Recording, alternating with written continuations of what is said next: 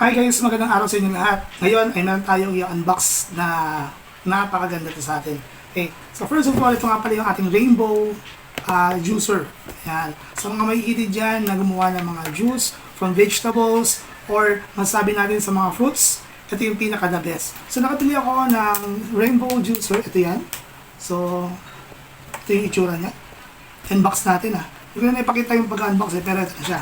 Ito na yung apple niya. Ayan. So sa loob niyan ay merong manual. Ayan. Yung manual na alam ko hindi na binabasa pero tinignan lang natin pero napaka-ganda kung babasahin lang natin. So meron siyang ito yung kanyang juicer yung tinatawag natin. Ayan. Basahin natin yung manual para malaman natin kung ano yung mga parts na to. Ayan. So meron tayong tinatawag natin dito. Ito yung pusher. So dito binalagay sa ibabaw yung prutas or yung gulay tapos ipupush mo. Ayan. Kaya nga tinawag siya na pusher. Ayan. Pusher. Ayan. Tapos, dito naman sa loob nito, sa gilid niya, itong gilid, ayan. Dito naman mapupunta yung mga extract na juice. Dito. So, dito siya nakalagay, oh. Dito, ayan. So, ito siya. Ayan, napakaliit lang siya, handy lang siya, oh. Ito yung kanyang controller. Ayan. Kung gusto mong malakas o mahina, ito yung adjustment niya. Then, dito naman sa gilid, ito. Dito naman, pupunta yung mga pinagbalatan. O yung mga sapal, ito yung tawag natin. So dito, yung katas niya, dito mapupunta. Ayan o. Okay. So, unbox pa natin, buksan pa natin to. Meron siyang lock dito eh, o. Ayan. So, pag inangat mo siyang ganyan, pag inangat mo, dito meron siyang tinatawag natin na surface cover separator. Ayan. So, ayan siya. Makikita niyo yun o. So, meron siyang metal dito na yun yung mag-grind ng solid na pagkain, vegetables or fruits na ginagawang juicer. Then, sa gilid niya, dito, ito yung screen. So, dito papasok yung solid foods, i-grind niya, dito mag-extract yung sabaw niya. So, ito, simple lang, napakadali lang. Pag hugasan, tatanggalin mo lang yung cover, iangat mo lang ganyan, linisin mo, then ibabalik mo ulit. So, ganito pagbalik ka, lalagay mo na siya ng ganyan, then, hindi naman siya basta-basta lulubog kung hindi siya nakalock. Ayun o. Yun. Nandito dyan nakalock. Ulitin ko ha. Tawag ko ha. Ayun. Click. Nag-lock siya. So, ilagay natin to. Ito nga pala yung lagayan ng kanyang mga dumi. Ilagay mo sa gilid. Ayan. So, ilalagay ko sa link kung saan ko nabili ha. Shoutout nga pala kay Jen Shop, sa kaibigan natin, kay Jen Shop. Murang-mura lang ang bili ko dito. So, ito ilalagay ko siya dito. Para i-cover natin. Hayaan mo natin siya naka-on.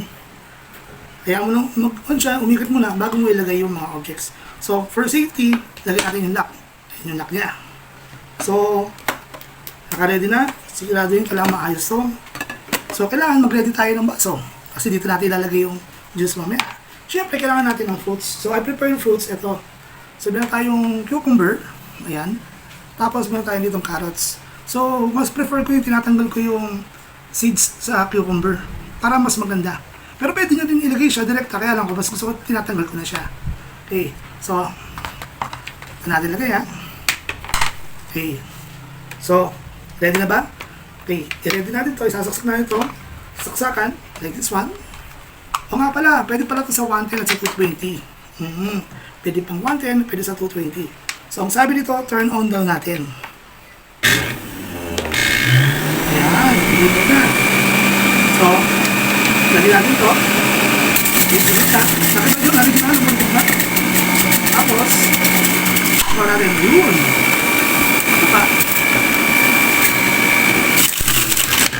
Ayun. Lumalabas ang juice. Alay ito pa. Oh. Ayun. Nakita nyo? Ang bilis, di ba? Wala akong isang minuto. Alagyan natin yung carrots. Ayan. Tanda natin pababasa yan.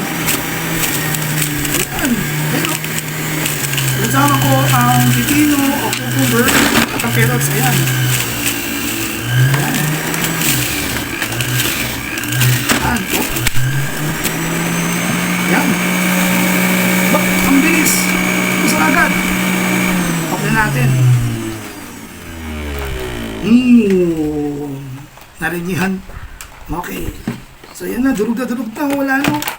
Ang galing. Teka, bunutin mo natin sa sakan. Ayan. Ang galing guys, oh. Tignan nyo ha. Ilangan natin. Nandito na lahat yung mga sapal nyo. Ayan, ito pwede nyo, ito, double purpose to Yung mga sapal na to, pwede nyo iluto. Pwede nyo lagyan, gawin nyo siya parang burger patty at the same time. So, dito, ito nyo makikita, ito yung binagbalatan, Ayan, Ang galing. Tignan nyo, ito yung cucumber. Yung balat mismo na cucumber. Buong buo natanggal, Yung nasa gitna lang na iwan niya. O, diba? Okay. So, ready na ba kayo? Para matikman natin ang juice natin. Ready tayo, tignan natin Okay. Shoutout nga pala sa mga viewers natin Kung ikaw yung mabot sa video na to, mag-message ka, mag-comment ka dyan sa comment box para malaman ko kung saan ka at sa susunod na video ko, ma-shoutout kita, may bati ka So, eto na. Ito yung juice natin. Very organic, natural, walang artificial na nilalagay. So, isasalin na natin sa baso. Ayan. Yun. O, diba? Eksakto. Walang labis, walang kulang. Napakaganda nito para nga pala sa mga healthy person. Sa mga gusto maging healthy ang katawan. Good for digestion. Napakaganda. And then at the same time, makakatulong din ito. To-avoid natin magkaroon ng constipation sa ating stomach. O, diba? Lalo sa mga nakakaito dyan, kailangan natin ng ganito. Kung wala kang ganito, syempre, mano-mano. Dudulugin mo, pipigay mo. Pero ito, wala pang 1 minuto. Tapos na kagad.